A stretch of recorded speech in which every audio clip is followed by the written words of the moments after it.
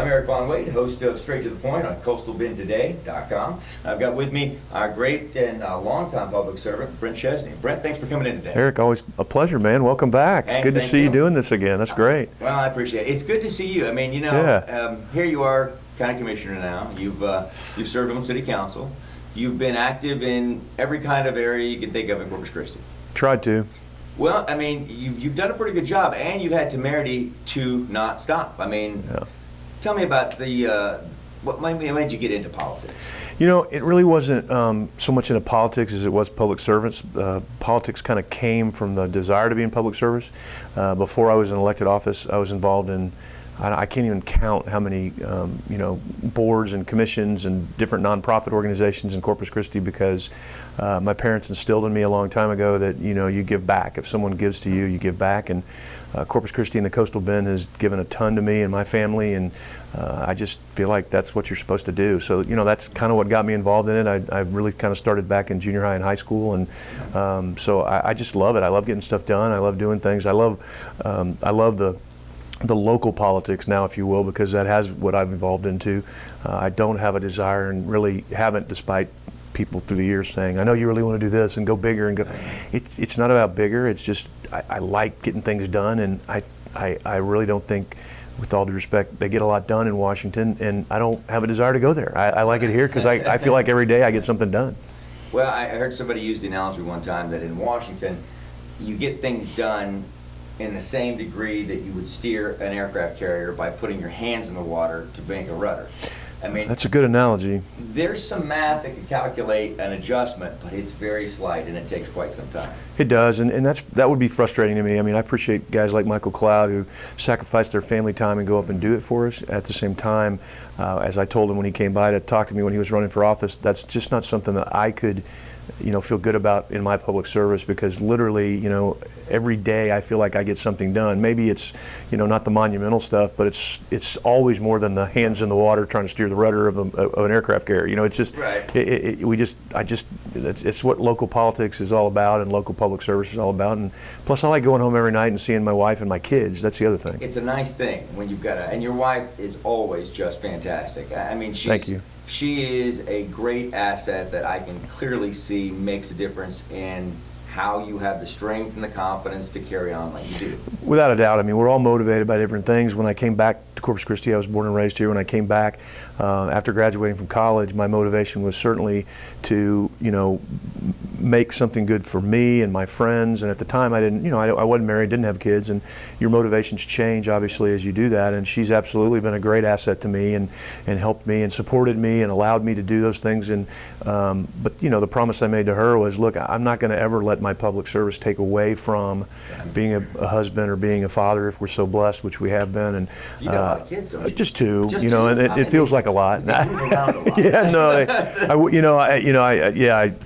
just two, but they're very active kids, and we're all over the place, and I just don't miss things. And being kind of a late in life father, I had some advantages because my career was a little more established, and I could go to things at 2 o'clock in the afternoon if I needed to for something that the kids were doing at school or one of their deals. And I just don't miss stuff for them, because at the end of the day, all this public service is great, but if your kids are gone and they go, well, yeah, Dad, great public servant, but we never saw you growing up, well, that's pointless too, and I'll never be that guy. You're my inspiration on this. Yeah. You still hope to have children late in life. Yeah. I come from a long line of that, by the way. My father was 64 when I was born. Is that right? I never knew that. Wow. My grandfather on that side of it was older than that. He was 17 during the Civil War. I don't know that there's too many people who have a grandfather that was in the Civil War. No way. He wore out 4 wives.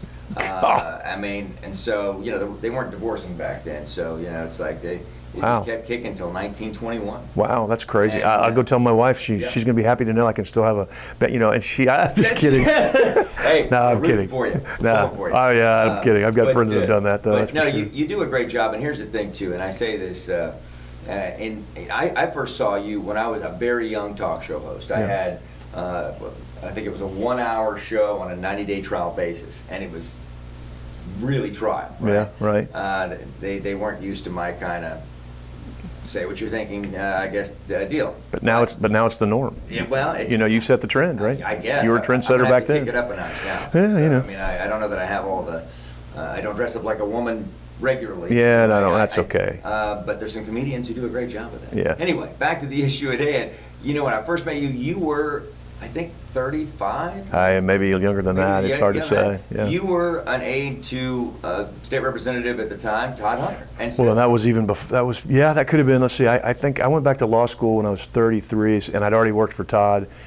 Oh my gosh. maybe it was by when you yeah, were- it was. I was probably in my 23 20s. Yeah, I don't. first met you. Yeah, and I don't know I can't remember how much younger you are than me, but yeah, I went to work for Todd when I got out of school in '85, college. So I'm dating myself. I went to work for Leon Loeb. It was my first job out of college. Great man who gave me a lot of opportunity. I worked for him for 3 years. So I went to work for Todd when I was 25. Right. Went back to law school. I take that back when I was 29. I'm getting I got out of law school at 33. So Wow. so yeah, I went to work for Todd at 25. Went back to law school at 29.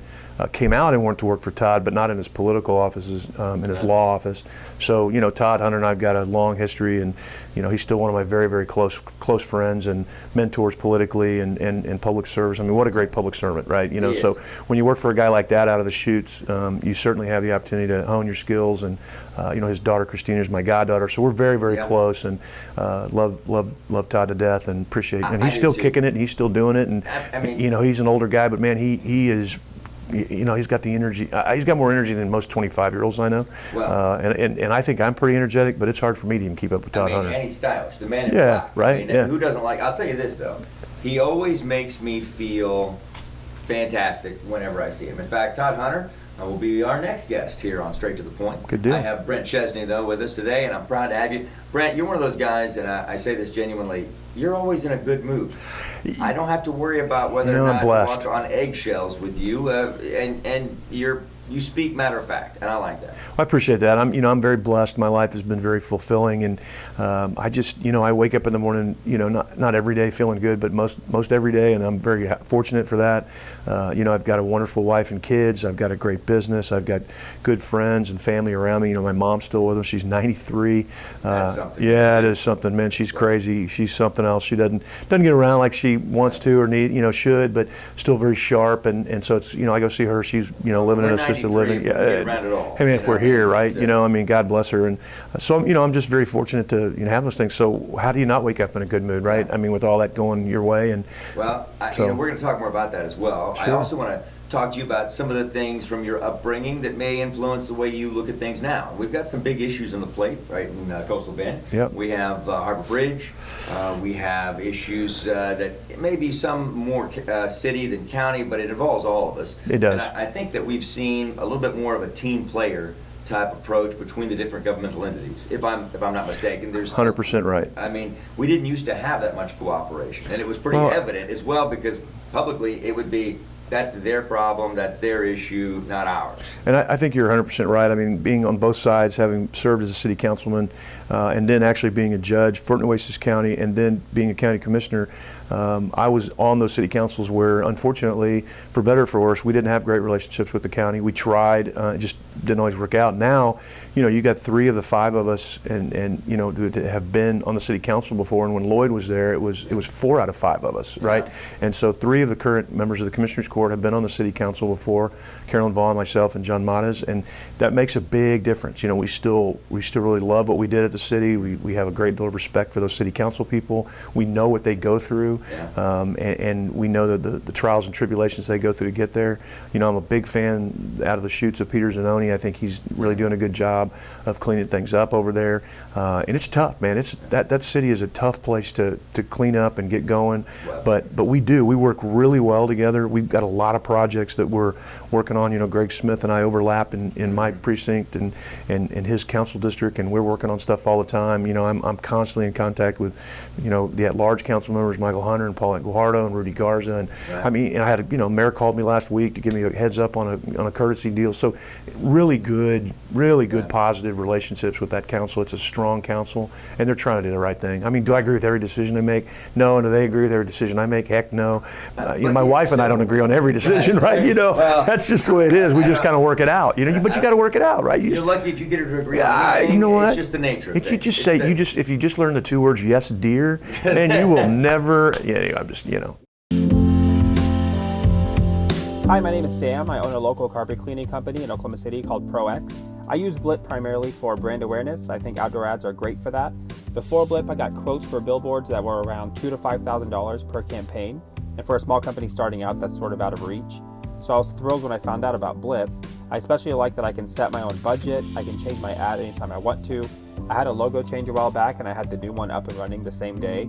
So Blip gives a lot of companies access to billboards who otherwise wouldn't have had access to it. So keep up the good work, Blip. Thank you.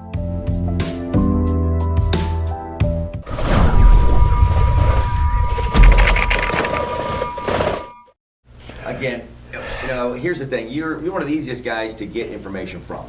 And Thank you. I remember, even under the gun, you always still, whether you like it or not, this is what you did, and you try to present it in a way that doesn't create I call it a sophomoric animosity kind of a scenario where we're really making statements more to give a barb to somebody who has made a better argument than we have or doesn't agree with us than What's we the are point? Yeah. sticking to the issues. And it's a leap of faith, I believe, in order to be brave enough to stand there and say, okay, I didn't know this, I'll modify my position because of this, or I'm sorry that you don't see it the same way that I do, but this is just the way it is, in contrast to those kinds of instigative traditional comments, because people like that sort of thing. I mean, they like to wallow in it, I guess you could say, but we don't get anywhere when we do that. No, look, everything you do now is covered, right? Everything's recorded, everything's whatever. So you have to be even more careful out nowadays because it's easy to flame the fire. Oh, yeah. I'm not a flame the fire guy. I've never been a flame the fire guy. I've always been someone that believes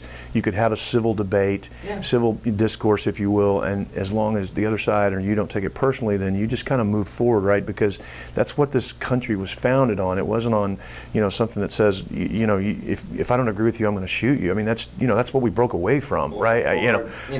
I don't agree with you, so now you're bad guy. You're a bad guy. You're Right. you're Hitler. You're whatever. It's the same sort of thing over and over. It's ridiculous, and I've also always believed that whether the media wants to ask you a tough question or because there's something going wrong, you don't not answer those questions. Now, if it's a legal case and our lawyers are saying, hey, look, it's litigation, you can't comment on that. Okay, that's probably my only, limit. You can make that statement. Oh, yeah, you have to. Or you say, hey, look, we're in the middle of a very confidential negotiation on something that could bring, millions of dollars of revenue to the city, and if we disclose that, then we could lose the deal. Okay, there are exceptions. Sure. But for the most part, if I call you back, I'm still going to at least call you back and say, hey, look, I can't comment on that because, or I'd be happy to do that. So I just think that's the way it ought to be, and that's what we did. I learned a lot of that from Todd, and doing the way he did it. And you couldn't comment on everything, but you always call people back. You always are polite about it, and you always give them a big hug and punch them in the shoulder if they're Eric Von Wade. Absolutely, man. That's the way it goes, man. And obviously he had a large influence on you. Sure he did. Because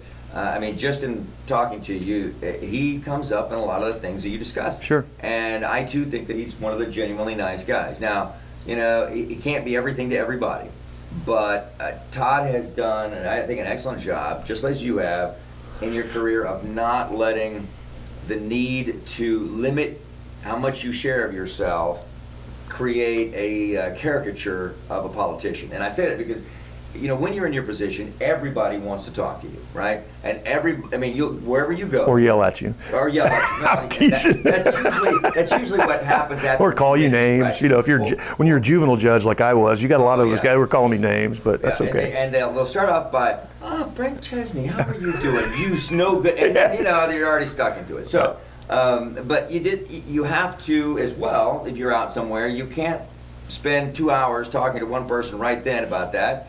And at the same time, you don't want to make that person feel that they haven't been heard or that you're not interested.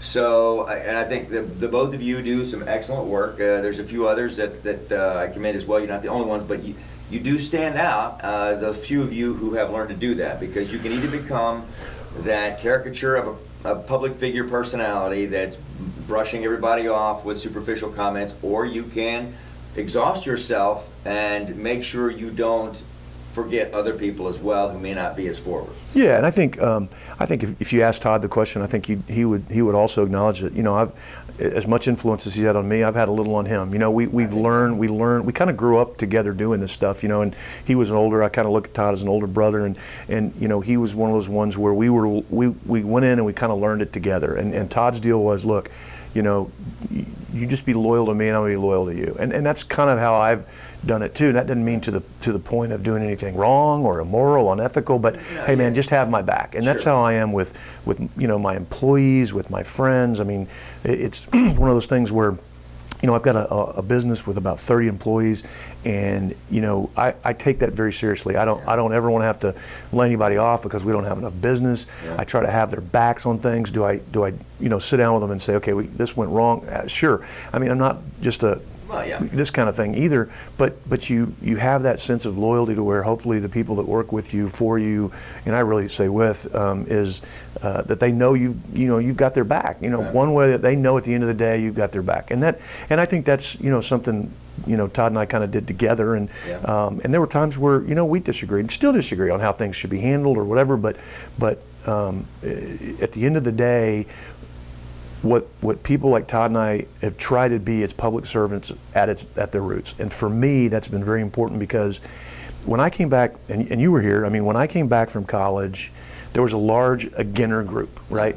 And it was very much, the paradigm has shifted. And this is what I tell people when I talk to, for those of us who are now old like me, have been around a long time, when I came back from college, the discussion was, will we grow?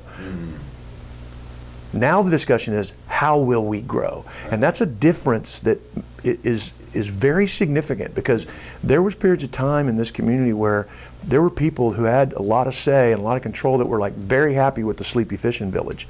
Very happy. Openly so. Very happy. I had people telling me, my gosh, that, like they live here because it is a sleepy fishing village. Yeah. And the words don't even want to come out of my I mouth. know. Me either. I can still be sleepy and fish down in the village, and we can grow. Right. You can have it if you plan, and that's really what was happening. We also had a crisis in confidence in our public officials. Not all to do with everyone who was currently on council at that time. This is again before you were on council, but there was a big bond election that had been passed that everybody was excited about on the main thoroughfares that money was never used or the 86 bond issue.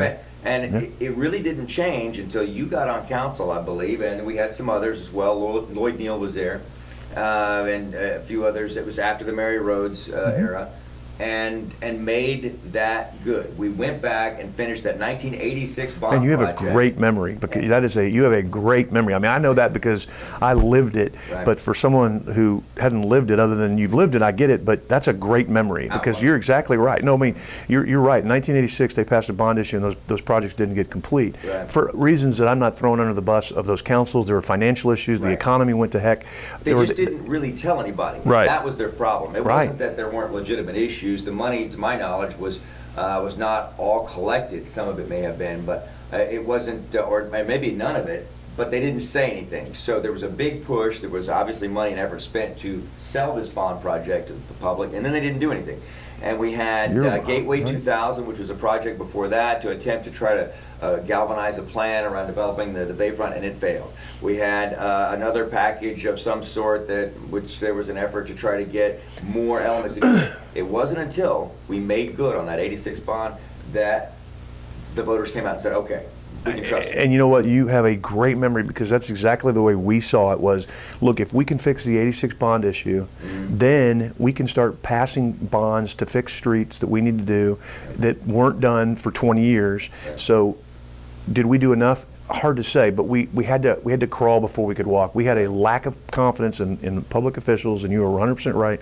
So the group of us who got on there, and it wasn't like we all got together and said, let's go, but we were all very, you know, progressive, in a sense. Progressive is not the same word that it was back then. You know, you got to work. You were very innovative, and you all got together for growth. Pro-growth. Let's call it pro-growth, because progressive is not the term that I want to use anymore, and it's unfortunate because it was an okay term then. Now it's a different kind of term now. So, and what we did was, you know, when I ran for office, I said, look, if you're looking, I'm the pro-growth guy. If you're not looking for growth, you don't want to vote for me.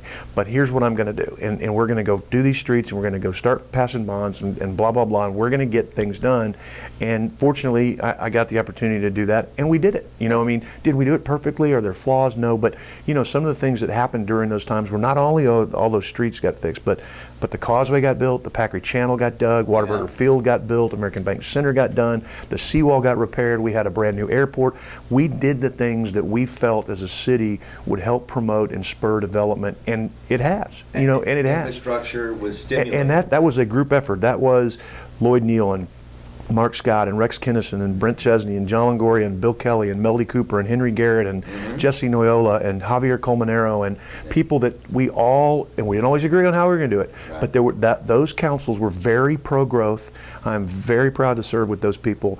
Even though there was I mean, oh my gosh, I mean, you know, we have major headbutts on how to do it, but at the end of the day, the dynamic had changed. It was, how are we going to do it, not will we do it? And, you know, I'm proud to be a part of that. And I think history will look back on that and say, hey man, those councils, you know, they were very important. And I'm thrilled to be a part of it. You know, a few years ago, you know, the Hooks invited us down for the anniversary of Whataburger Field, and it was so cool to be back with those people that I served with, that I consider friends, not close friends, but you know, friends. And the bond that we shared was, hey, look, you know, there's a lot of projects that have a lot of plaques with our names on them because we did a lot. And I'll tell you why. I remember talking to Bill Kelly about it. Hey man, we felt like we had this mandate, and we never knew how long the mandate was going to last. So we were like in overdrive. We were going project. Let's get it done because we've got the confidence of the voters. We've got this council, and we did. And you know, I get excited about it now because it was fun to be a part of. It was fun to do. That I really do believe that was the turning point, though, and it was. There's always this effort. I mean, it was, you guys weren't on city council in 1986 or for years after that when that bond project didn't get done. Right.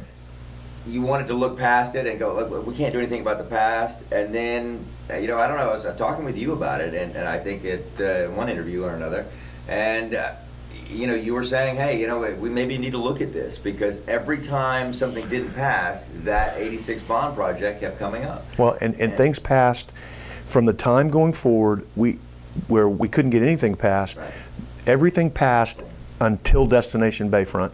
And that was, respectfully to my friends who were on some of those councils who believed in it, I didn't think it was the right time, and a lot of people didn't, but that was hard for me because I was very pro-growth, but I didn't think that was the right project at the right time and didn't support that, nor did 80% of the community, because you know what went on with that, and that's an interesting deal, and because there were so many infrastructure needs, and that thing was coming along at a time where it was a park, and you're like, okay, I get that cool park in Houston exists, but the point of all that is we had such success until that time, and again, that wasn't one I was part of just because I don't think I was on the council at the time, or maybe I was, I can't remember, but I don't think I was either because I certainly would have been a pretty loud voice against it. But you know, that being said, we've had a lot of successes. Have we had some things not go our way? Sure. Do we have blips? But this Harbor Bridge, you know, one of the things you said you want to talk about, I mean, this Harbor Bridge is a big deal, and you know, all the local entities that needed to participate financially did so. And that's a sign of what we talked about earlier, is positive working relationships between the port and the city and the county and other areas that needed to be involved in those things. So a lot of great things and a lot of good stuff going on. You know, I tell you, we'll talk some more about this as well. You know, the thing is that you brought up two topics that I've been in support of. One of them you didn't support. I was not sold on either Harbor Bridge originally or Destination Bayfront. After looking into it, I supported both of those. I still do support the Harbor Bridge, but oftentimes, and this is what we'll talk about here in just a second, we run into disinformation. We've had this happen on a number of occasions with developments out on the island, with other areas. What do you guys now do better at the county, maybe what you see at the city, to stop the disinformation? Because there's always an interested party somewhere that it's to their benefit if something doesn't pass, even if it's just the increased amount of political clout that they gain from having stopped something. The first axe throwing facility in Corpus Christi, Armory Outfitters Axe House. We're at 4050 Weber, next to Favor. Like bowling or darts, except axe throwing is actually wicked cool and so much fun. No experience needed. Our expert coaches can teach anyone. How about yourself? Or for your birthday? Or for Valentine's Day? Ask them to be yours. We even host weddings. It is the Axe House. Come now.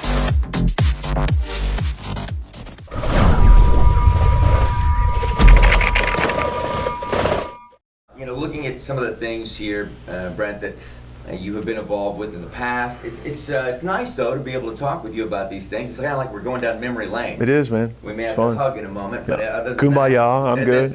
Right. But when we look at where we are now, some of the more contentious issues, and I see the way that you're handling it, and I have no criticisms. Other than sometimes I think you're too nice to people. But other than that, it's that's not okay. me, of course. Yeah, no, I'm Come on now. No, the Harbor Bridge as an example. Yeah. Now, I've been saying let's pontificate because American Heritage Dictionary definition number 2 is to build a bridge. If you Right. Which is dramatically different from definition number 1. But if we build this, we create another and new opportunity. We open up real estate that has been for 50 or 60 years been unavailable. And that's going to change the dynamic of a number of things, including the county courthouses was the next issue I was going to talk to you about. But, yeah, it's a good segue. hey, there you go. You got it down, man. We've had a little bit of a delay every now and then. I've practiced this for 26 years. Right. But there was a little bit of a delay on the Harbor Bridge, which is good because I've only walked up at one time to take photos. I'm not quite sure where I should park. I was afraid I might get towed by the time I got down. It's not the sort of thing you can still, even if you walk across the Harbor Bridge when they allow you, it's not the sort of thing that you want to not pay attention because there's trucker mirrors that come, and bing you once. It's tight. It's tight. But it is cool. It is. I think the new bridge is going to be game changer, right? Yeah. And it's a shame that we're in a situation where we're having some delays. When you build $1 billion project, there are delays. There are things that happen, but I think the delays have been pertinent in the sense that some of them were to double check safety, and I think that was always a good thing. Yeah, always a good thing when you're building a big old bridge, and it's going to get done. At the end of the day, it's going to get done. And am I frustrated as a taxpayer, as a county commissioner, as a person? Sure, I am. I would be, silly not to say so. But what good does it do me to go out and pontificate and say, okay, you guys are terrible for what you're doing? They're frustrated. TxDOT's upset about this. They're not happy with it. They're busting their tail to get things done. We've got a district engineer Valente, who is fantastic to work with, and is the first to tell you, man, we're not happy either, and they're on the contractor and they're on the folks, but at the same time, I'm not going to be the guy that gets out there and just screams and yells to get press. I just don't think you have to. I'm not saying there's not a time for that. I'm not saying, but I've done this a long time. When I was a juvenile judge and a CPS judge, I'll never forget the kid who came in so high and so screwed up on drugs and called me names and flipped me off, and I didn't scream back with him. I just said, put him in jail for 3 days, let him sober up, and we'll bring him back. And the kid came back 3 days later and was apologetic and remorseful. Of course, he wanted out of jail. I get it, right? Yeah. Okay. Jail will do that sometimes. Right. So if I've been yelled at by the best, right? I try not to lose my cool. Has it happened? You bet. Have I had some times where I regret? When you're a public official for as long as I've been, and you're as many public meetings as I have, there's going to be a time or two that you regret saying something you said or how you've said it, because nobody's perfect, and there are things that I get emotional about like everybody else does. Right. But what I try to do is remember, look, what did your dad always tell you, and what do you want your kids to see about you? And so in the back of my mind, I'm always going, is this going to make my father and mother proud? Would it have made? My father's passed, and is it something that I want my kids to see when they look back on the annals and they go, hey man, let's Google what Brent Chesney said about this. You know what I mean? I wish I could remember that all the times I get it. And it doesn't, but I don't always do. There's been some, Todd Hunter right? have influence there too. He does seem to be a little. I've seen him get a little red-faced. When Todd gets upset, Todd Hunter, who was a big influence. Yeah. You see him get. He gets a little. Todd's funny. But Todd, he doesn't lose control of his tongue. Well, Todd's funny because Todd was a lot more what I would consider politically correct in his first round, and he's a lot less politically correct now, and is kind of full steam ahead. And that's not a critique. That is just an observation to me. As you get older, that's your right. Yeah, and to me, Todd's as forceful as he's ever been. In fact, probably more so. Yeah. If you follow this windstorm stuff that he and I have been working on together for many, many, many years, most of my adult life, honestly, I have been working to fight windstorm rates, as has Todd Hunter. And, he got pretty revved up when the TWIA board came. And, I followed him and I said, well, it's kind of hard to follow Reverend Todd. And, the audience laughed and it kind of broke it up. And so he did that. And then I got up there and just said my forceful comment, but not in the same way, because I didn't need to go up and do it like Todd did, because Todd already done it, right? So sure. it's just we have similar I guess approaches, but that's probably not an area that maybe he's had as much influence on me. That's kind of how I have chosen to be things, right? Yeah, and that's not anything other than. That was just one that we had our own delivery styles, and impassioned is one thing. I think that's great. People should have passion. That's what we share. Is we share a common passion for getting things done for our community and fighting for the underdog. Right. That was one of the things. Some of the cases I took as a young lawyer. In fact, I was a lawyer with Todd's office too when I was a young lawyer.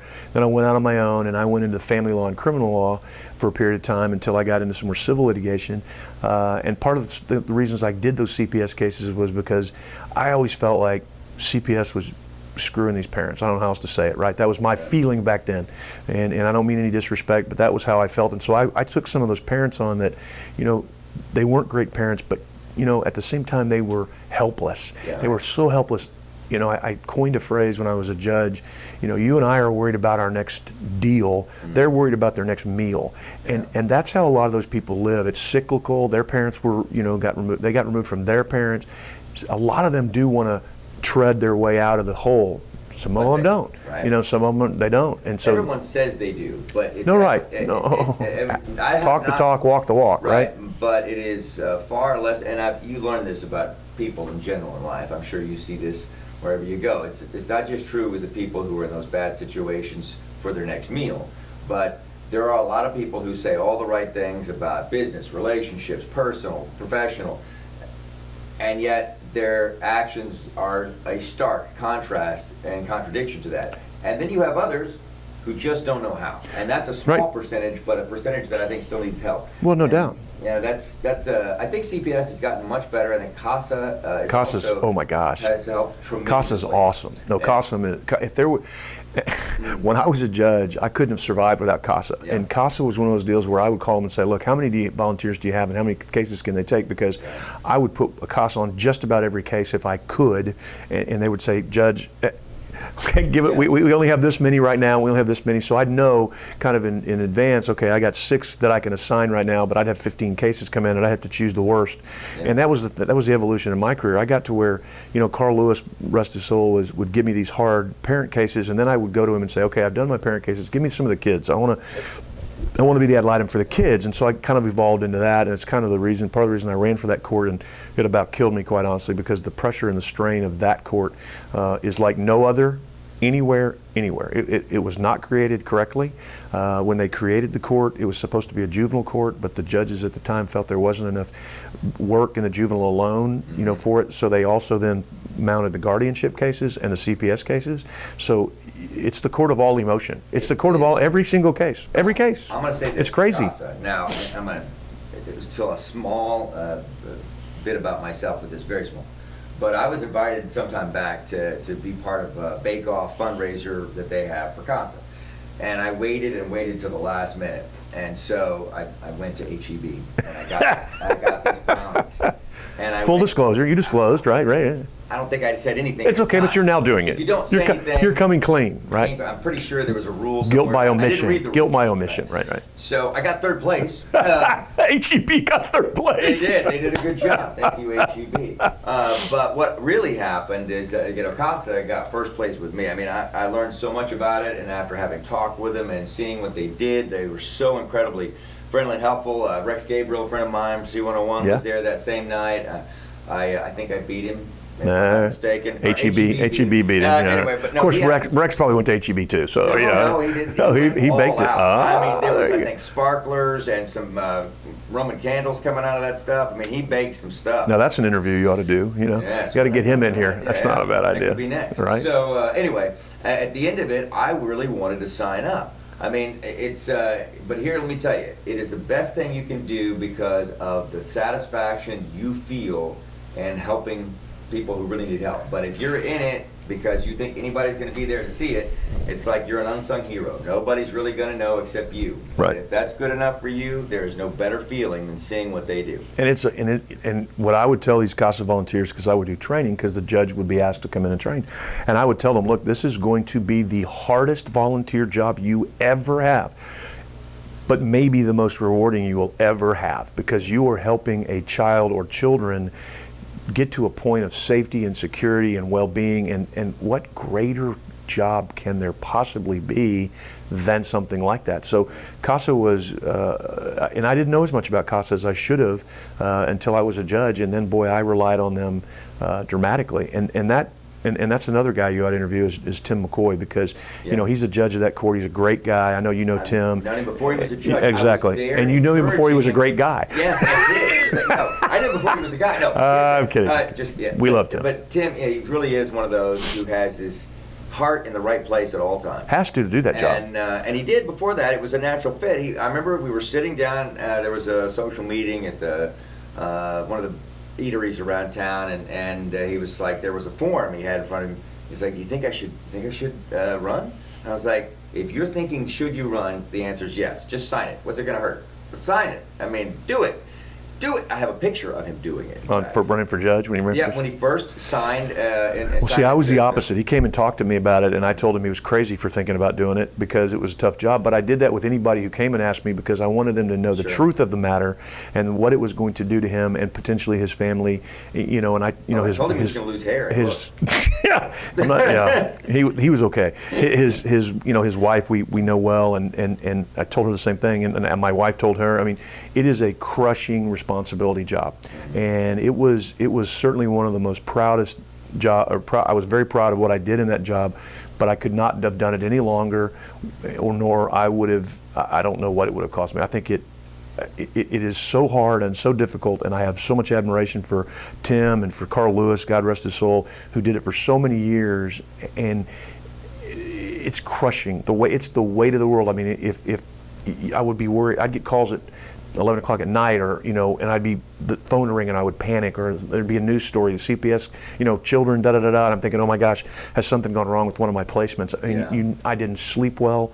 You couldn't go home and talk to your wife and kids about it because one, you didn't want to rehash it, and two, you didn't want to burden your family with the grossness of what you saw every day. And I would tell people, hey, anytime you think you have a rough life, you come sit with me for one day and listen to my caseload, and you will walk out of there knowing you're the most blessed person in America, because that court was just horrible to listen to these stories, and it was day after day after day, and it was so weighing. So yeah, I'm proud of the work I did there. We got that court cleaned up, and it needed to be, but and I hope Tim McCoy will not stay there forever, not because I don't think he's doing a great job, because I think he's a phenomenal judge, but I don't want his life to be so, and his gut to be so torn up like mine was forever. Yeah. It's the most important court in Nueces County, without a doubt. And I said this all the time when I was there, I'll say it now, and I don't mean any disrespect to my judge friends, because what they do is important, but they do not do the breadth of work that court does, County Court 5, with CPS cases, with juvenile cases, with guardianships. And guardianship cases are fights, man. Those are fights a lot of times. And then you do all the JP appeals, which most of the time are forcible detainers or evictions. And whether you like it or not, I mean, you have to follow the law, and the law said you have to evict them, but you're still kicking someone out of their home. Yeah. Wow. I mean, even though they need to get out because they didn't pay their bills, but it's still not easy to do. Yeah. So, that was a tough part of my public service. And I tell you, it is, there's a whole nother world of life's heartaches that opens up when you have a child. And that's something that, in this day and age, it's we have a different paradigm of sorts, because when I was younger, it was rare for somebody in high school to have a child. Today, it is very common to have high school girls, with a child. Young mothers, yeah. And so there's not, in many cases, I don't know. But when my daughter was born, there was a switch that was flipped. So I've talked to a friend of mine. It happened 2 weeks later, but he's slow on some things. Anyway, this guy. Anyway, but I'm not gonna criticize. It happens at some point in time. If you're a father, something happens, and all of a sudden now I cared about stuff I never cared about before, or I would not even have noticed. There's great animated How to Train Your Dragon. I thought, well, this is going to be great. And all of a sudden I'm sensitive to a 2-year-old being concerned about some frightened scenario in this that was not a big deal at all. But to them it is. To them it is, because life's experiences are so new. That's why babies cry. We would cry too if we had just for the first time realized this interview has to be over soon and you don't want to go. But we try not to do that. But I hold it in to laugh at the camera. Yeah, there you go. But I mean, it's things like that. If you think about it in that context, everything is so new. The intensity of it is the strongest it can be for years, right? I mean, so as I say this, once you have a child, it becomes a draining task, and you're a very involved father. I think it's fantastic. You have, and I know you appreciate it. So this is easy to tell you this, but you have worked. It's not given. It's not luck. You have worked to make what I think is a great example in our community. Nobody's perfect, but again, what we see is somebody making an effort to be a good father, to be a good husband, and you have a wife who's making her effort to be a good, got your back, ride or die. I'm here with you to support because I believe what's going on, and you give back. It's that both of you working together and your kids as well.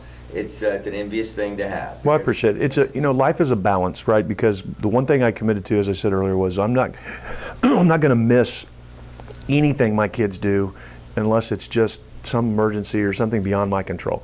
And I'm not going to do that. As a late in life father, my career was a little more established, so I had more flexibility in my career. I get that, so I'm not trying to say, to people out there watching, they're 25 and everybody's got to go to work. I get that, right? But I didn't have a kid until I was, a lot older than 25, and so you stumbled on that. Yeah, no, right, 38 and 44 when I was, my kids were born. I was impressed with the 44. Yeah, no, and so it was one of those deals where I had more flexibility in my career, but I made that, but that doesn't mean there aren't those who had that same flexibility that didn't do it, right? You have to choose to have that balance. You have to choose to say, hey, look, I'm not going to go to lunch today because I'm going to go at 3 o'clock so I can go, to something at my son's school because I want to go see that. Or I'll never forget when both my kids for many years went to Annapolis Christian Academy, and they had chapel every Wednesday morning.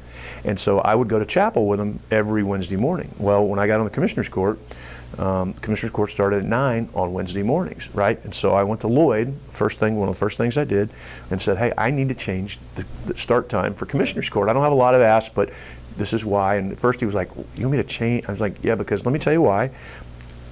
I'm going to chapel with my kids, so I can be late for every meeting, which I really would prefer not to, or you can push it back till 9:15 or 9:30, and I won't talk as long. No, I'm kidding. But that wasn't the case. Nobody believes me when I say that. Yeah, right. And so he did. He was very nice and said, absolutely, I'll make that change. We changed it to 9:15, so I got to go to chapel every morning while my kids were in Annapolis. They've since moved on to London, but that was one of those things that I was able to go and do because I was a little later in life, a little more established, and so forth. And because Lloyd Neal was nice enough to do it for me, right? So it is, life's a balance, man, and the projects that I'm working on are extremely important. I mean, we're spending $4 million out in Port Aransas right now to rebuild the I.B. McGee Beach Park because, one, it's a revenue source for the county. It's a very important project for Port Aransas, and there's a return of investment on that money being spent. It'll more than pay for itself because it cash flows. Harvey knocked it out. We've got to go. We were going to do a revamping anyway, but now we're going to have to do the whole thing. We'll talk about FEMA on another deal because we could talk for an hour about how bad they are, so I don't want to get into that. We just spent $3 or $4 million on Pottery Island, redoing Pottery Bali out there, which is a great project. I've got a huge road project coming up in the London area that's part of my precinct because London growth it's it's the new South Side. It is. is the new South Side. There's 20,000 acres in London that to be developed. About 19,000 of them are yet to be really developed. So, and I may be a little off there, but there's a lot coming. So part of what I'm going to be doing is some county road improvements that will work on decongesting the traffic before the traffic gets there, and B, help spur some economic development. So again, I'm a big return on investment guy when it comes to spending people's money, and those dollars will help, because there's going to be a lot of areas out there. The annexation laws have changed. It used to be the city of Corpus Christi or any city could annex in their ETJ. The law changed in the last legislature where now you have to voluntarily be annexed. So there's a lot of those areas in London that do not want to be annexed and will not be annexed. So those are areas of service that the county's going to have to provide more of, that the city probably would have been under the old annexation rules, because those people in the county are like, we don't. As long as you have water, or access to water, you can do septic, right? So by redoing all these county roads that I'm fixing to do, it's going to open up. We're going to be able to go from 43 and 2444, which are basically Weber and Staples, right? So 47, County Road 47, currently goes all the way through. But we have a County Road 22 that goes from 286 all the way down to County Road 53. So, but it's dirt, right? There's part of it that's topped off, and then it's dirt. So we're going to repave all that to where all those people back in that area can get onto 22, get over to 47, and either go to 2444, they can get on 22 and go 286, or they can go to 43. And then we're going to also redo 49 to go all the way through to where we're going to open up that area for development, because that's going to be houses that the county's going to get the revenue for, and to decongest before it's planning. We're trying to plan. Gotcha. So there's a lot of really cool things that we're doing in the county that are projects, but I'm not willing to miss my kid's basketball game because I need to go to a meeting at night for a deal. I'm just not going to do that. I'm just not. I think it's but I can still be effective during the day and get my stuff done. I mean, no one can do everything, right? But with putting this in perspective, I think they're both equally important, because if we have a community in which Brent Chesney is part of the team or the leader that gets billions of dollars of economic development growth, and we have all these jobs, but you're also part of a culture that establishes a more acceptable absence in your family unit's operation, then we don't have a community that's really growing completely and healthy. Because if you don't have that kind of family unit, or that kind of bond, I guess, with those that are important to your life, your children, your significant others, whoever it is, then all the rest of this is going to be short-lived. And I say that, it's like going about and obtaining things in a dishonest way, or unethical way, not to mention illegal, but just those things. We don't really gain anything from that. We think we do. People look at the short-term gain and go, oh, look, they got away with all the rest of this. But if you follow that story as it goes along, there is a price that's paid far greater than any benefit. And Eric, let me tell you, you're 100% right, because when I'm no longer an elected official or a county commissioner or whatever, I'll still be involved in public service. But at the end of the day, if my kids and my wife feel like I didn't do for them and give them what they needed, not financially, but emotionally, then all of what I've done is for naught. Because nobody's, look, none of us are, we're all replaceable, right? There's going to always be a county commissioner, and it's not always going to be Brent Chesney. There's no job security, by the way, even if you work for the government. There's not. Especially if you work for the government. There's not, but you know what? I'm always going to be Joshua's father and Gabriel's father and Ashley's husband, and hopefully, and that doesn't ever. She likes you. She's stuck with me this long, right? That's not going to go away. So that's the important stuff, and I want to be as noted for being an active father and husband, and as I do a community service. I want to be like no more for this than I do, this. Well, I thought you had 6 or 8 kids. That's not good, I think. I appreciate that. I believe me, if God would have given me 6 or 8, I'd have been a happy guy. But I'm very blessed with what I've got, and like I said, I've got a very fulfilled life, and I'm very, very happy. I love being a county commissioner. This is by far the best public service job I've ever had, elected or appointed or volunteer, because I just really like working with the county. We got a great team. You don't always get along. The city does, but you have actually even more important, bigger budget, Texas Constitution authority. So. And really, you do, and we just kind of get to amble along and get our stuff done, and the city catches all the grief. Pay you, that's true. Which is better than the city. So, no question. They pay the city guys, but it's like it's you might be able to get a new pair of socks. Yeah, that's true. That's true. But I was going to say this. I got a couple of things I'm going to let you go. I have a lightning round of questions. You got it. Go for it. And then my question I ask a lot of other people. But with Wix, you can create a professional website that looks stunning. Just go to Wix.com. You can update it and keep it fresh whenever you want. I like changing up the background. It instantly gives my site a whole new look. I constantly add new photos. Here are some of my latest, which I love. Let people find you online. Wix SEO Whiz helps you grab those top search results. It looks amazing.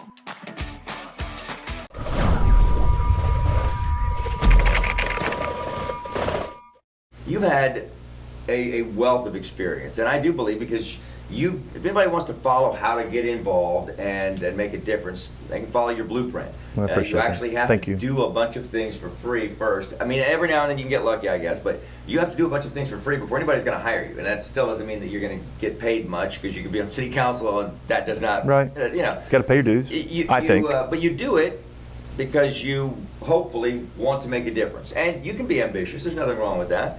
I always thought Senator Von Wade sounded good. There you go. There you go. But I continue to find myself led in other ways. You found yourself led in that path and have done well with it. So I appreciate it. Thank you. And it's one of the reasons why you're one of the first people I call. Thank you. So asking you these things, one of the philosophies that I have is that, hey, we can disagree. Like, you could be on the most extreme other end of the aisle. We could have a great time debating it, but we don't have to hate each other. Like Arnold Gonzalez. There you go. Yes. We don't have to. We can enjoy the flavor of life, and I call it a flavor of life. I've always thought I was influenced most by this quote from a character Errol Flynn was playing. And that goes, it was way beyond Man, my time. yeah, way before your. That's even before my time. But yes, but it was one of those great times where films were shown in the black and white they were made in. And I remember watching it on the small television that my grandparents had, and it just caught my ear for some reason, in which this blonde-headed damsel was concerned about him on this latest adventure. He was going back into the jungle as a British expedition or something. And he said, "Why are you upset this time, Dad?" And it was because before you always seemed above it all, and now you seem to care.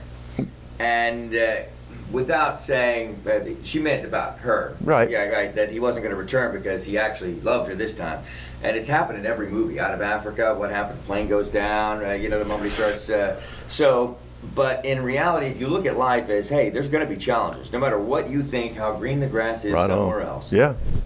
You are going to have, if you have the one day ability to see it all, realize that the bigger the success, the bigger the headache and the challenge, the far more hard work than you ever imagined when you already thought it would be the hardest work you've ever done, right? Am I wrong? Sure, no. It's you don't broadcast your weakest moments.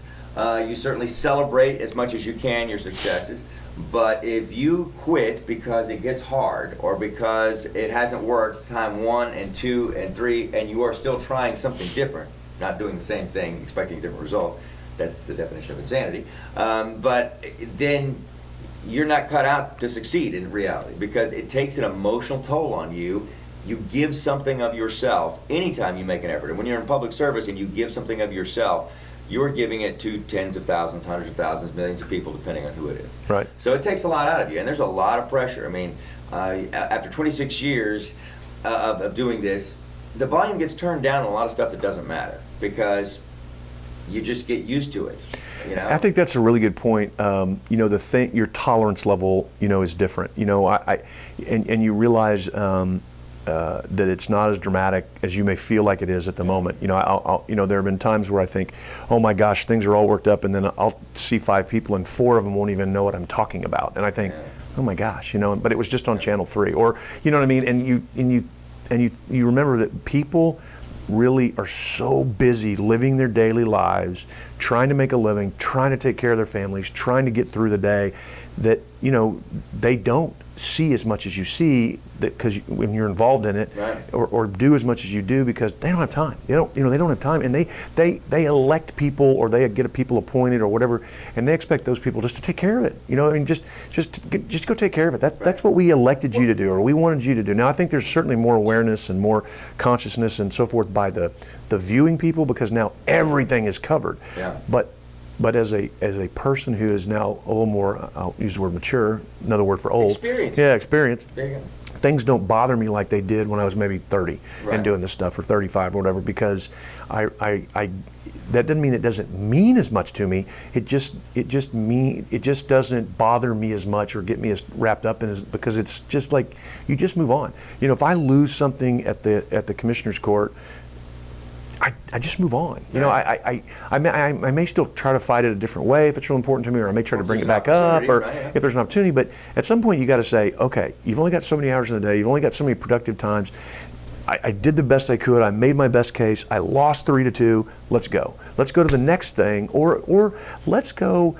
Before I lose 3-2, is there a way that we can find some common ground? And let me tell you something. Yeah. I'm sorry. I'm not the guy that thinks compromise is a bad word. Well, I'm just not. Not at the It not depends on what you're compromising, right? exactly. Not at the point that you compromise your values or your ethics. Not that. I'm not saying that. But there's so many issues that are not black and white. Right. As I thought when I was 25, as I do now when I'm not 25, there's a lot more gray, and that doesn't mean you're compromising. That doesn't mean you're compromising in a bad way. That doesn't mean you're giving up on your beliefs or your values. It just means, are you really willing to fight for that last 3%? That if you just said, hey, okay, how about if we did it this way, and the other side goes, you know, okay, I can live with that. Boom, and you got 80% of what you wanted out of the deal. That's a win. Well, you know, that's a win. It is an art. It's really. a win. Yeah, because you have to decide. This is why we have, in a complementary way, so many attorneys in politics. Because as a prosecutor, as somebody you have to decide whether or not they're crying uncle just because they want you to stop and accept something, or will they give in? And oftentimes it's a difficult thing to read. It's like trying to determine who's telling you the truth when you're a police officer pulling somebody over that looks sketchy, you know. And they fooled me, and I have a pretty good lie detector. Well, and let me tell you, one of the things that I would look at when I was on the city council, it was a nonpartisan deal. Didn't know who were Democrats or Republicans or Independents. Didn't care. Right. Can we agree on this? Can we work together? Whatever. Okay, then you go to the commissioner's court, which is a partisan deal. You pick a party. I don't like having to pick parties. I don't like having to have partisan offices. Like judges, to me, should not be Republican or Democrats. They should not have a label on them, because it implies a bias going in, because the Democrats have a party platform and the Republicans do, and whichever side you're choosing, that could affect your work as a judge. Okay, so I don't think they ought to be But at they all. don't even deal with that on a county level. No, so but much as right. But I'm just saying, to me, judges Yeah. shouldn't be partisan. So you go to county commissioner's court, and my first 4 years, it was a Republican-controlled, whatever that means, commissioner's court, and now in this 4 years, it's a Democrat-controlled commissioner's court. And let me just tell you, I've had no problems getting done what I need to get done on either court, because I believe those who I serve with, for the most part, don't care if I'm a Republican and they're a Democrat, and I certainly don't. If it's a good project, in my opinion, it's a good project. If it's not, it's not, and has nothing to do with if it's in Robstown or if it's in Agua Dulce or if it's in Port A. It's either good on its merits or it's not. And if more public servants would look at it that way, we would all get a lot done. And people were like, you know, well, how are you going to work with Barbara Canales when she comes in? She's a Democrat and she's liberal and blah, blah, blah, blah, blah, blah, blah. And I'm like, look, I've known Barbara Canales since we were in college. She's younger than me, but I've known her. We've been friends for 30 years. When she came in, I sat down with her and said, Barbara, here's the deal. You and I have been friends before this. We're going to be friends after this. We're going to agree on some things. We're going to disagree. But I give you my word, I will treat you and deal with you the same way I did it with the Republican county judge as I will a Democrat county judge, because I want to get things done, and I am not going to be a part of the problem in turning this into gridlock like there is in Washington, D.C. Right. Doesn't mean we're not going to agree, but it's never going to be because you're a Democrat or I'm a Republican. I probably disagreed more with Lloyd Neal than I did with than I have with Barbara Canales in her tenure. And that's not a knock on Lloyd Neal, because he was a phenomenal county judge. He was a phenomenal public servant. That guy should have process. But he just did it different ways, right? So if everybody had the belief and acted on it, it's easy to sit here and say, right? It's easy, but go look at people's track records. My way of doing things has not changed one iota from a Republican-controlled court than it is a Democrat-controlled court. I feel like I got to get 2 other votes, and I got to earn those votes on anything I do, and I don't feel going in that any of those Democrats are against me because I'm a Republican, and I hope that none of them ever felt when I was in the majority the same way. I don't think so. I mean, John Motters and I have had John Motters and I have worked together for years. We were on city council together.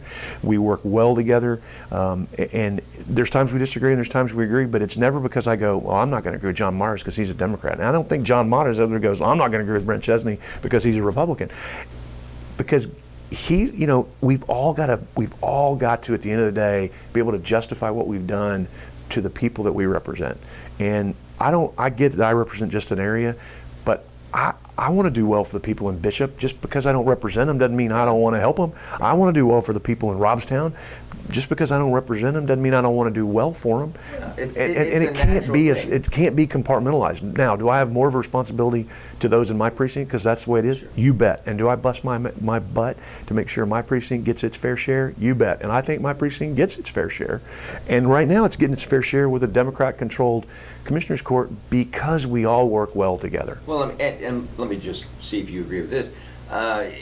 You don't, at the county level for certain, not maybe as much true with the city, what I'm about to say, but whatever is good for other districts in the county is also going to be good for yours. So there's mostly. There's exceptions. There's some, right. But also you're dealing with, and I say this because I've invited Barbara Canales Black to come on this show as well. Good. I've known her for years, probably, I don't know if I've known her probably not as long as me because you're not as old as me. That's true. I'm much younger. And I shave. I actually grew. And you look much younger, so it's all good. I don't know about that. I grew the facial hair so I wouldn't make you feel bad. I appreciate that. Thanks for whatever that's worth. You know how you do. And believe me, you better reserve 2 hours because she's got a lot to talk about. Well, here's the thing. She's a fascinating person to talk to. I know, and I've enjoyed talking to her every time. We can talk about food. We can talk about issues. We can talk about whatever else it is. And but I thoroughly enjoy her presence. I've never found her to be overbearing, bullying, demeaning, or intimidating. These are all characteristics that from time to time you find people who rise to that top spot, and this kind of becomes a bit of the way that they lead or control what they have to, okay? She has done things very well. She's tried 2 times before she won here, and she won big. And I've said this to everybody as a point, I don't know if they really get it or not, but they're like, Republicans were all, what went wrong? What went wrong? And I was like, it's not that anything went wrong, it's that somebody went right. On the other side, and I don't mean that politically, I meant they just had a dynamic presence, ran a great campaign, it was fresh, it was new, and people, if you don't respond to that in an incumbency position, you can be overwhelmed. And so I said there's a lot more that goes to it as well. Politics are not just a shotgun, throw stuff out there like you think it is. Where are you putting your message out, and how are you getting those voters out? And it doesn't mean that the guy who lost did anything wrong or was a bad guy. And Mike Pusley was a great county commissioner. He represented his precinct well. He did a phenomenal job as a county commissioner. You're right. I mean, it was what it was. You'd had the Beto factor. Right. You had Barbara running a strong campaign. You had Mike running a strong campaign. Mm-hmm. You had 2 strong candidates, and a lot in close races nowadays. The center does make a difference. Yeah. You have the right, you have the left, and then you have those in the middle that swing with who they think is going to be the best. You know, and this race, I think it's just for whatever reason, not negative at all to Mike. She just ran the campaign that won. They were both wonderful. Right. You could have the 2 most brilliant chess players in the world playing a game of chess. Someone's got to lose. Somebody has to lose, right? So, and I think here's the other issue that aided her in this. And let's be honest, the elements that wanted to be truly radically polarized left really found themselves falling by the wayside of the last 15 years. Well, and so she has not, Barbara Canales says, whatever issues make her liberal, I haven't heard them. Well, because you don't see them at the county. Like, right. Here's the deal. You know, what I think the county judge has to be is a gatekeeper. I don't need to have a debate at the county level on abortion or gun control or any of those things. They don't have anything to do with county business. You have to force their interjection, right. And that's anything to do with county business. Right.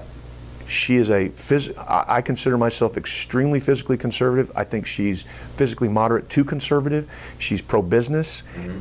And that's what the county judge is all about. She wants to fix roads, she wants to fix streets. How we do it, how much we do it at one time, how much we put a burden on the taxpayer is always an issue. That's going to be the battle that we're going to fight from within, but she's open-minded to it, right? And so at the end of the day, I am a Republican. I am proud to be a Republican. I believe more in the Republican platform than I do in the Democrat platform, but I am not going to be the guy that is an obstructionist because I am a Republican. Just because. And there's 3 Democrats on the court. Okay. I'm not doing it, okay? And if someone doesn't like that about me, then I get it. They have, I get it. But the question is, how much have you gotten done for your precinct? Mm-hmm. And the millions and millions of dollars that I've been able to help pump into my precinct because I'm able to convince other people in that court, these are good projects. This is going to help you. This is going to be positive, and it's going to bring in more revenue that will help do things in the other parts of the county. My area of the county is just a little more revenue producing than the others. That's not their fault. Okay.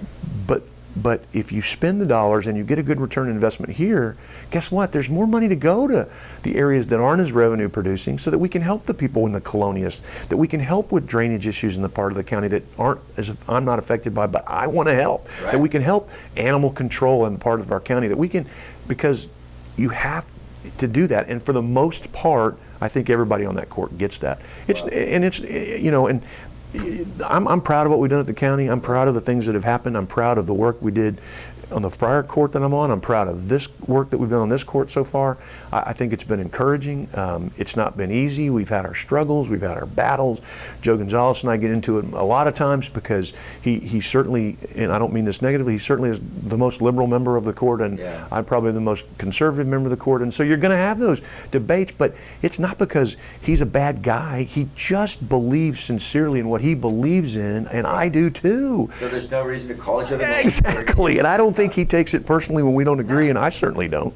I hope he doesn't. A thorough enjoyment of giving people who disagree with me, friends of mine. I have friends on every side of the spectrum, and maybe I'm gaining more that are on the left side because the novelty of this guy doesn't hate us just because. Well, and let me tell you, one of the best things you ever did was, we have our mutual friend. I mean, your deal with Arnold Gonzalez, I loved y'all doing that because it was friendly and fiery, but it was so much fun to listen to because you guys did it and then you laughed about it and had a beer afterwards. Sure. I mean, and that's Arnold's like a brother to me, always has been. The later in life we've gotten, the more important his friendship and it has been to me and my business.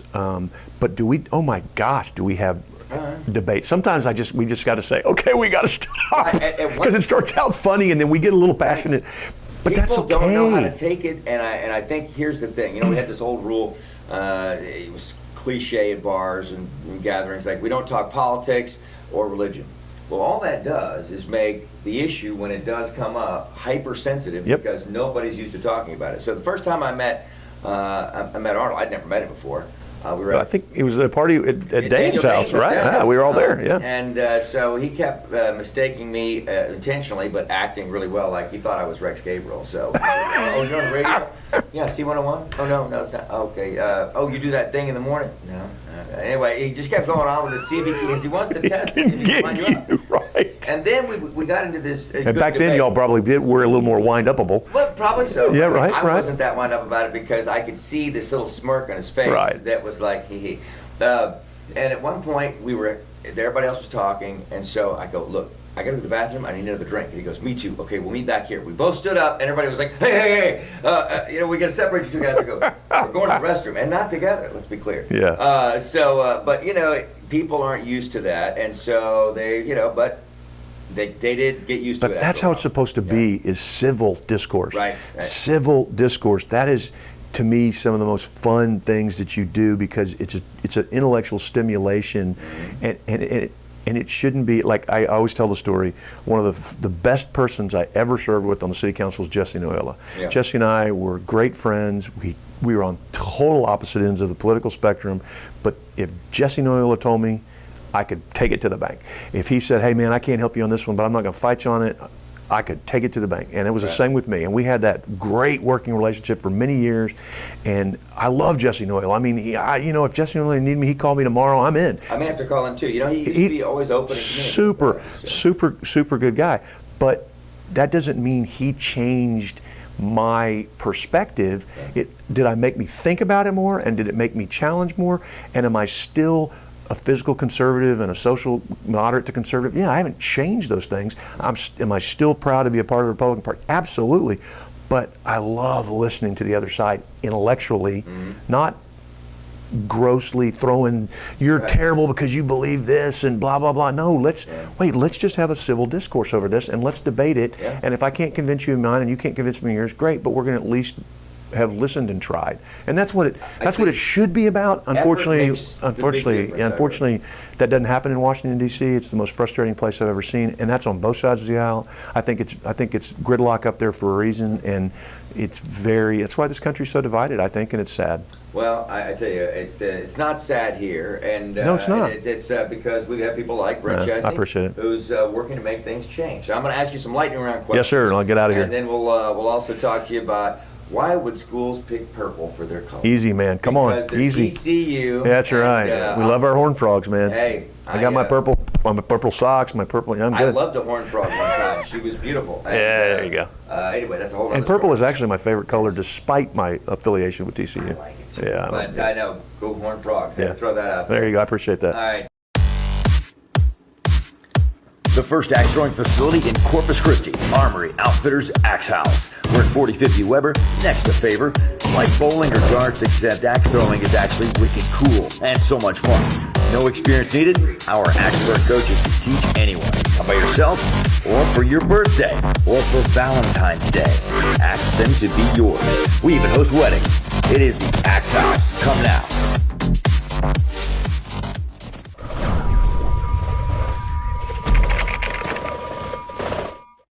Okay, Brent, I got some quick questions for you. you. Yes, sir. I'll try to answer them fast. We're going to have you back here on Straight to the Point because you will talk to us straight to the point about things that matter, and we're going to get into that. But knowing what influences somebody is always fascinating with me. In fact, one of the reasons why I became, communications as my major, or communication as my major, because it really was a natural thing for me to be fascinated by what makes people behave the way that they do, and that's a big part of the science. Sure. So, all right, these some what we call rapid fire questions. Yep. It's a lightning round. I'll try to be fast. What's your favorite color? Purple. Really? I would have never guessed that. Yeah, right. It really is. Favorite food? Steak. Steak. You like it medium rare? Medium rare, absolutely. Yep. It's a man after my own heart. Yep. Red or white wine? Neither. Don't drink. You don't drink? I don't drink. Never have. All yeah. right. How about that? And let's see. What is your favorite movie? Sound of Music. Sound of Music. I know. It's it is what it is. The Von Waits. I mean the Von Tramps. Yeah. I dreamed one day of having that. Sound of Music, and probably then Top Gun, but Sound of Music is definitely right in there. I love Top Gun too, though. Well, are you in a zone of danger, a potential danger zone? Yeah. In Top Gun? I hope not. Iceman? No. Yeah. Who's your favorite character in Top Gun? In Maverick. I like Tom Cruise. Yeah, Iceman's cool, but I'm a Tom Cruise fan. I know that. Yeah, I don't know how that bodes with people, but I love Tom Cruise movies. I've always liked Tom Cruise. I think he's done some great stuff. So I always have to go with Tom Cruise. My next was who's your favorite actor, and so I guess it'd be Tom Cruise. Yeah, we'll stick with Tom Cruise probably. I'm a big Julia Roberts fan too, and I love Halle Berry. So I mean, I've got some of those that are sure. in my favorite list too. So nobody ever picks my favorite actor. Who's yours? Daniel Day-Lewis. Well, that guy's some serious range as far as. Oh my gosh, are you kidding? I mean, Gangs of New York, where you had that beginning of that New York squawk starting to emerge from that old, it was just fantastic. And they say he never got out of character. Right. Well, and I'll tell you, I'm in that vein, and I love Morgan Freeman. I mean, I love his later stuff at comedy. I think he's a great actor. I mean, there's so many that I was a big Hollywood buff for many years. Always thought I would go to Hollywood and do some of that stuff, and so I really love a lot of those folks. So we'll have to talk about that on another. Yeah, absolutely. Well. He's led a fascinating life. No, I don't know about that. Fascinating life. I don't know. And you're so low key. Who knew? Like in Hollywood, they're like, it's Chesney. Yeah, and I don't know about that. Get him only the green M&Ms. You know, one of my fun stories, Farrah Forkey, who's from Corpus Christi, is a friend of mine. I haven't seen her in many years, but when she was out in Hollywood, she was kind enough to let me come out and hang out with her, and we were just totally friends, and we had more fun. I remember going on the Wings set and hanging out with Tim Daly and Thomas Hayden Church and Steven Weber and those guys. You know, that was great stuff, man. It was a lot, and I did. That was back when I was single and I was loving life and thought it was the greatest thing ever. But my favorite wasn't in my character in calling. that show was Lowell. Though. Oh my gosh, he was hilarious, and he was a very nice guy. They were all super nice. There was one that wasn't, I won't say who, but the rest of them were.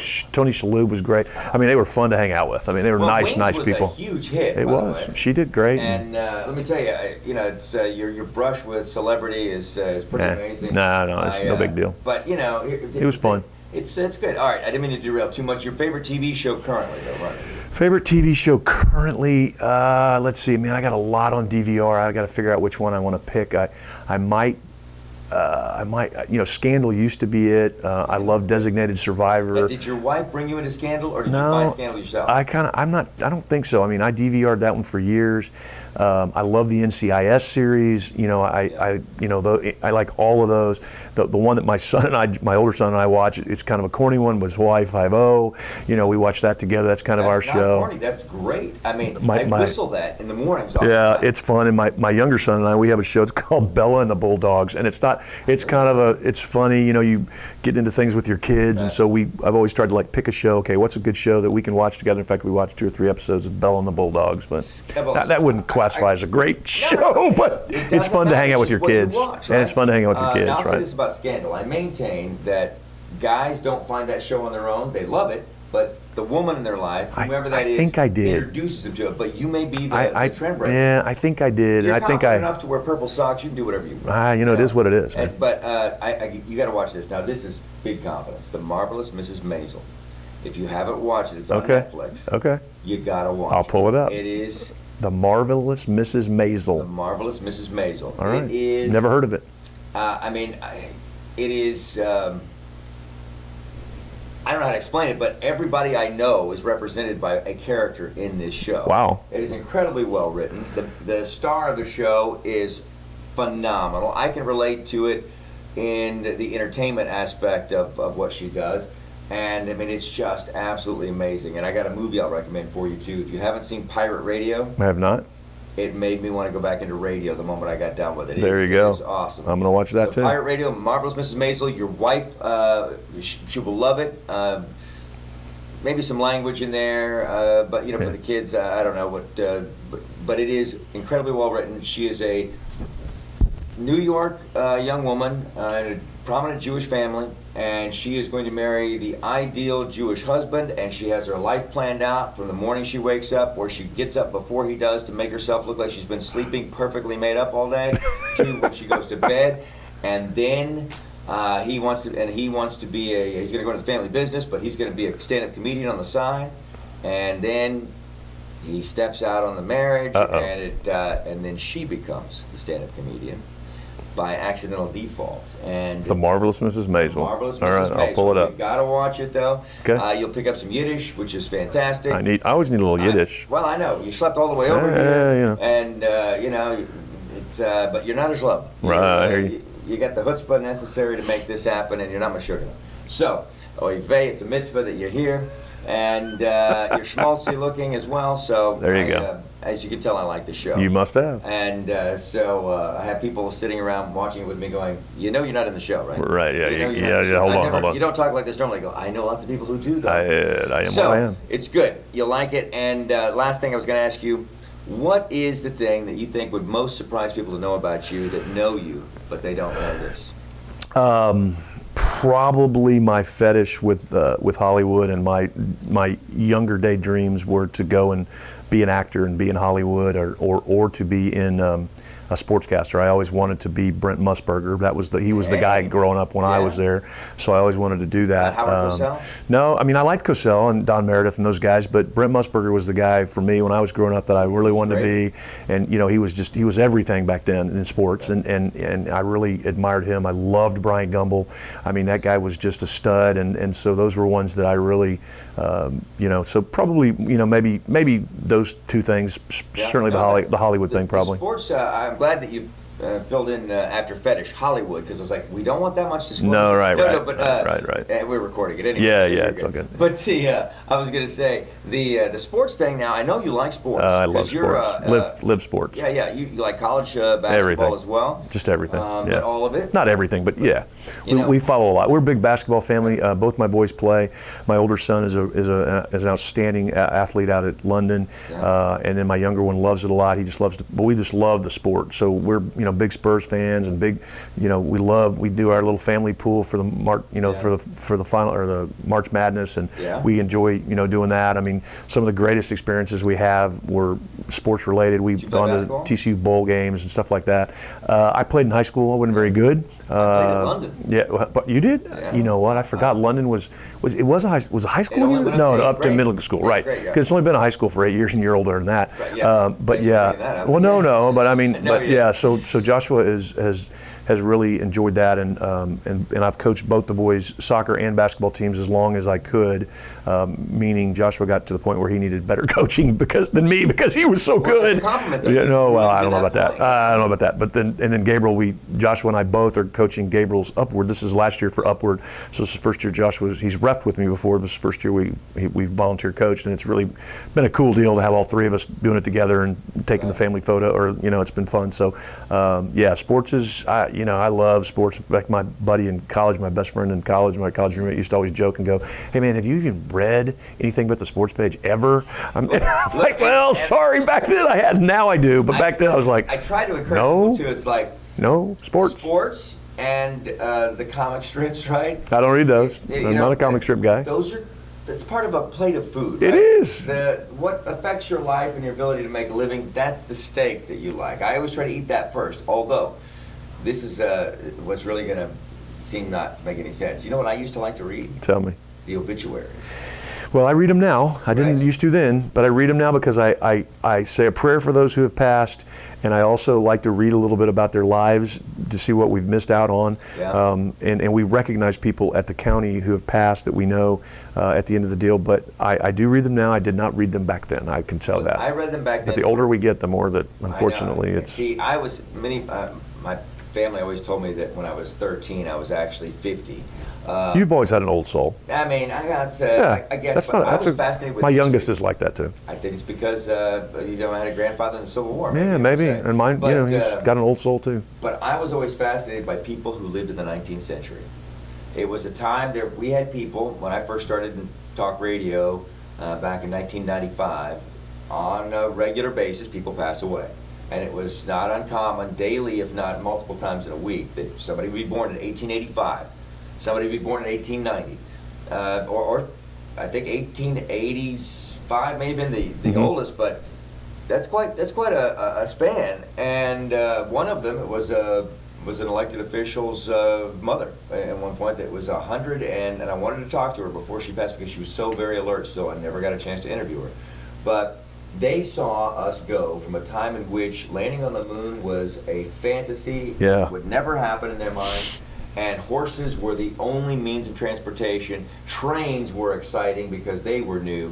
And they saw us have the automobile, the airplane, and we landed a man on the moon. That's an amazing amount of technology in a lifetime. And it doesn't seem to me that we've hit that next big leap. Yes, computers continue to create a calculable increase in potential, but how to utilize that is up to us. And I don't know that we're fulfilling that huge leap of ambition like we once did. But here in Corpus Christi, we are. Right. And I appreciate what you're doing, Brent. Thank you for having me. I appreciate it, man. Always great to see you. Anytime you want to come forward with an issue or anything, you let us know. I appreciate that. Thank you. Spread the word. I'll get a fair shake here because we get straight to the point. Yes, you do. All righty. I'm Eric Von Wade. We look forward to our next interview. I believe we should have Todd Hunter very soon. I'll let you know about that. And if you have anything that you want us to talk about, if you want to be interviewed, if you're a candidate and would like to be interviewed, you can email us here. Go to coastalbendtoday.com. And we'll talk to you soon. Thank you.